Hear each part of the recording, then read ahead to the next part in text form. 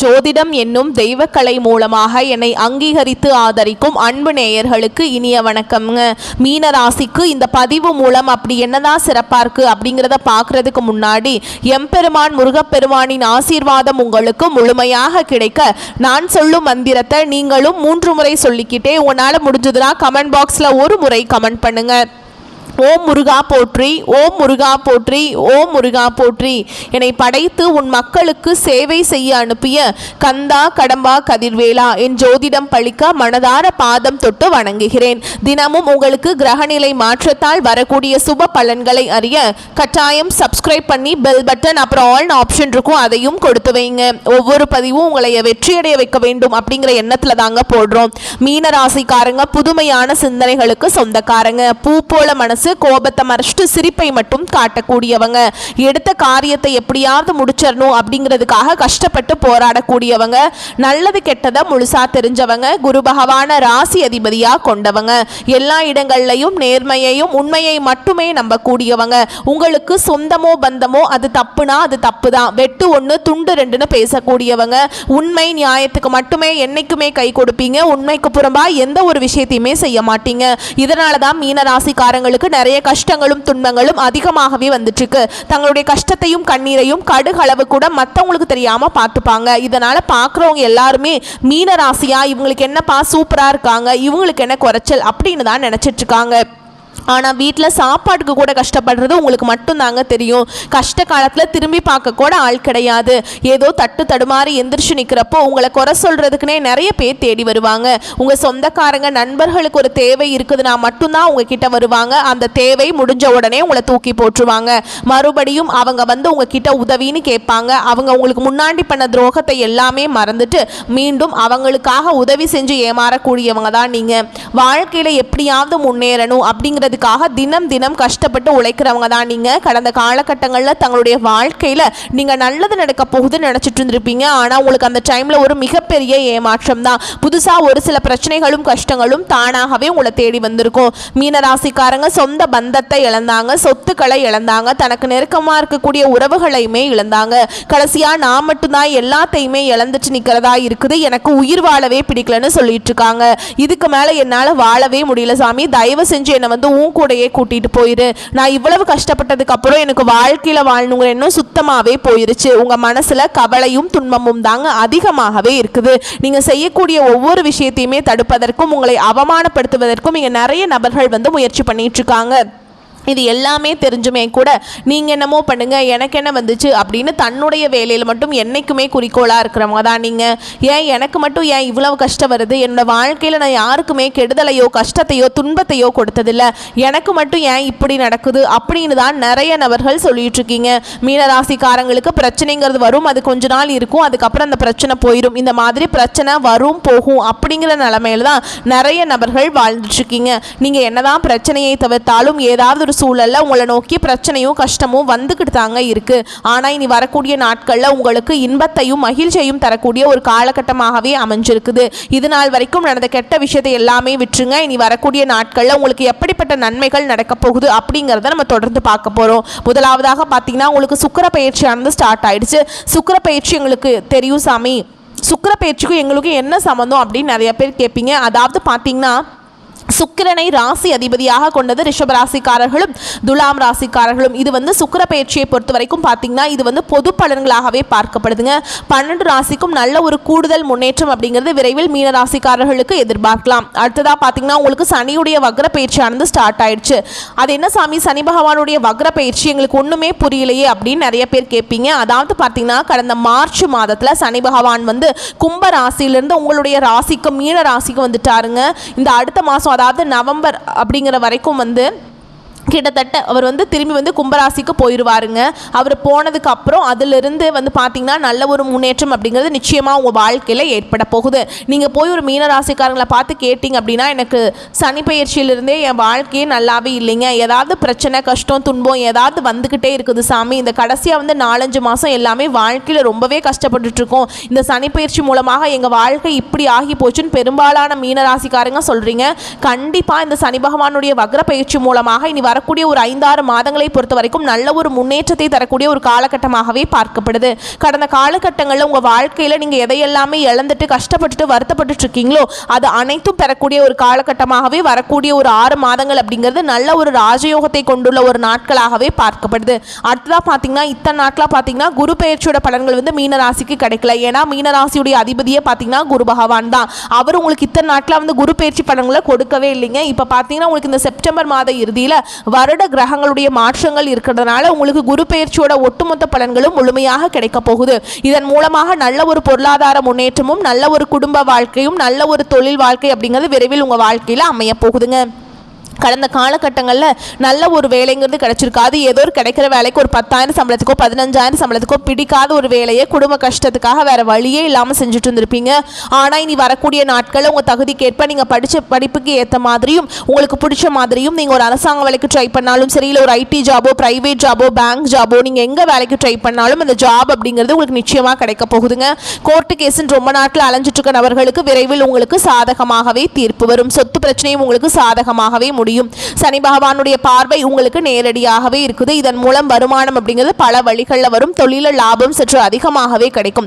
அரசியல்வாதிகளை பொறுத்த வரைக்கும் புதிய பொறுப்புகள் புதிய பதவிகள் எல்லாமே தானாகவே உங்களை வந்து சேரும். ராகுவால உங்களுடைய செல்வாக்கு உயரும். உடல் ஆரோக்கியம் மேம்படும். தொழில் வாழ்க்கையிலும் சரி மறைமுகமா எல்லா இல்லற வாழ்க்கையிலும் சரிங்க நிறைய நபர்கள் வந்து தொல்லை கொடுத்திருப்பாங்க. இனி அவங்களுடைய தொந்தரவுங்கிறது முழுவதுமாகவே இருக்காது. கடந்த காலகட்டங்களில் நீங்களும் ஒரு கம்பெனியில் இரவு பகல் பார்க்காம உழைச்சிட்டு இருந்திருப்பீங்க. உங்களுடைய சொந்த கம்பெனியா நினைச்சு வேலை செஞ்சிருப்பீங்க. ஆனா உங்களுக்கு இதனால் வரைக்கும் சரியான ஒரு அங்கீகாரம் அப்படிங்கிறது கிடைச்சிருக்காது. உங்களுக்கு அப்புறம் வேலைக்கு வந்திருப்பாங்க. அவங்களுக்கு நிறைய சலுகைகள் எல்லாமே கொடுத்து கௌரவப்படுத்தி இருப்பாங்க.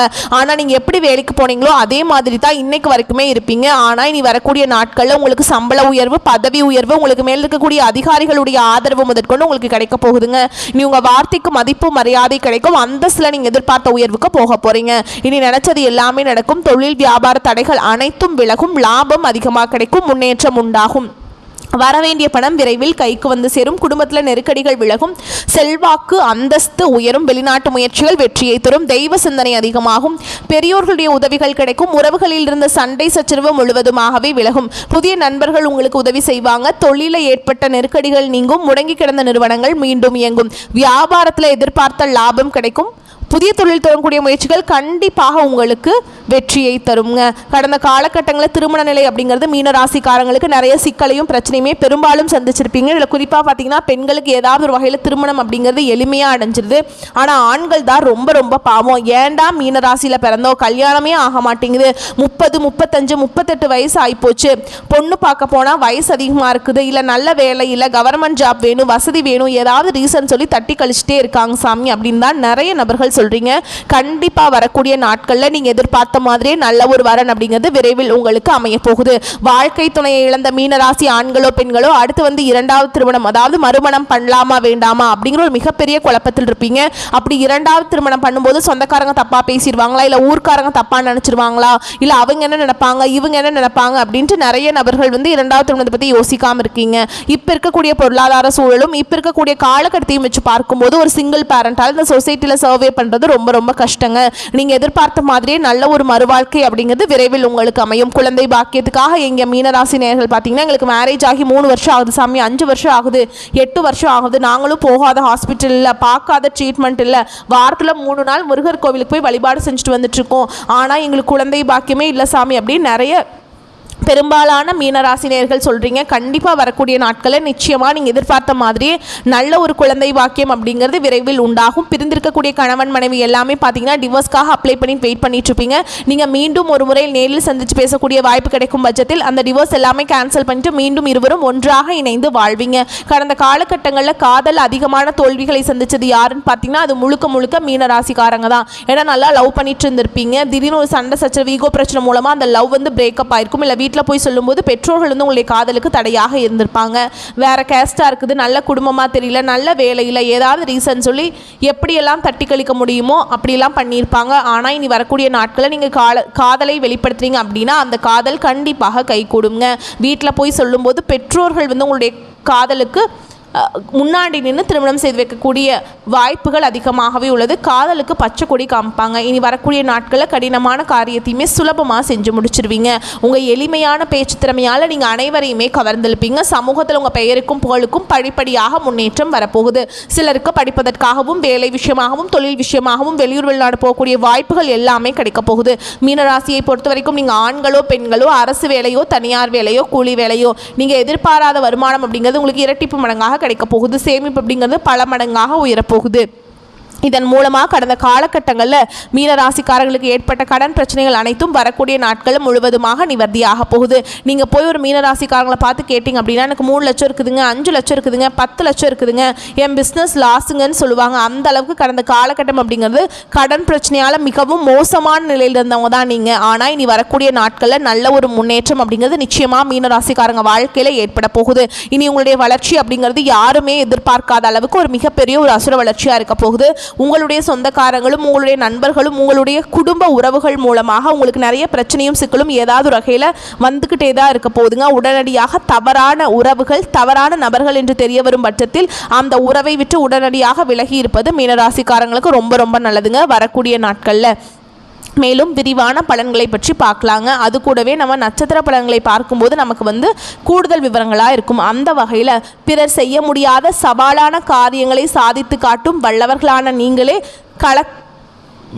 பிறர் செய்ய முடியாத சவாலான காரியங்களை சாதித்து காட்டும் வல்லவர்களான நீங்கள் கலகலப்பாகவே பழகினாலும் காரியத்தில் கராராக இருக்கும் மீனராசிக்காரங்களே இந்த காலகட்டம் சொல்லால் மகத்துவமும் செயலால் புகழ் கீர்த்தி ஆகியனவும் ஏற்படும். வீடு மனை வாகனம் ஆகிய இனங்களில் மராமத்து பணிகள் செய்வதற்கு முன்யோசித்து செய்யவும் தந்தை வழி சார்ந்த பங்காளி உறவு என்ற அமைப்பில் வருபவர்கள் உங்களுக்கு சில நிர்பந்தங்கள் தருவார்கள். கவனமுடன் செயல்படுவதால் சிரமங்களை தவிர்க்கலாம். மேலும் உத்தியோகத்தில் இருக்கவங்களுக்கு பெற்றோரின் மூலமாக வேலை கிடைக்கும்.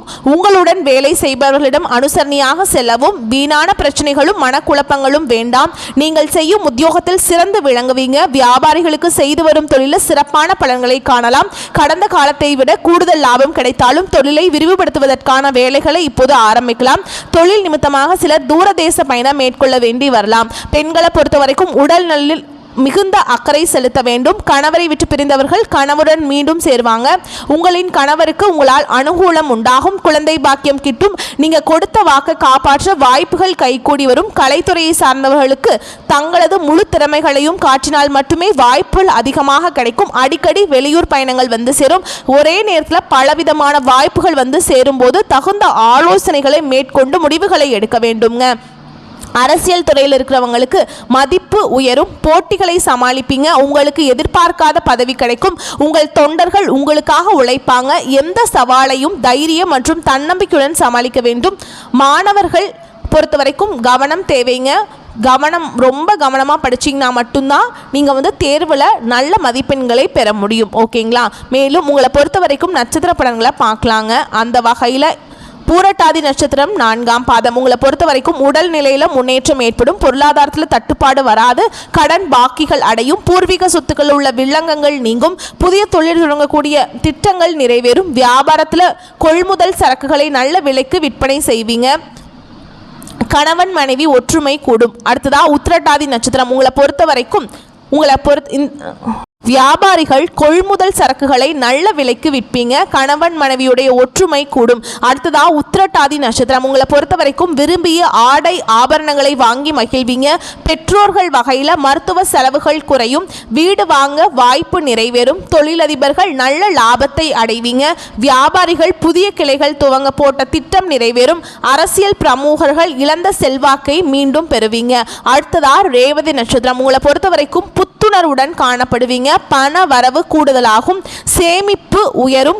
குடும்பத்தினரின் தேவைகளை நிறைவேற்றி கொடுப்பீங்க.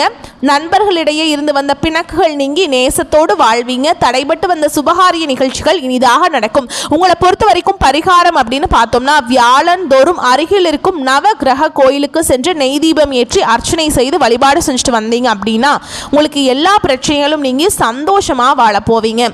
ஓகேங்களா? உங்களை பொறுத்த வரைக்கும் அதிர்ஷ்டமான கிழமைகள் திங்கள் மற்றும் புதன். அதிர்ஷ்டமான எண்கள் அப்படின்னு பார்த்தீங்கன்னா 6, 9.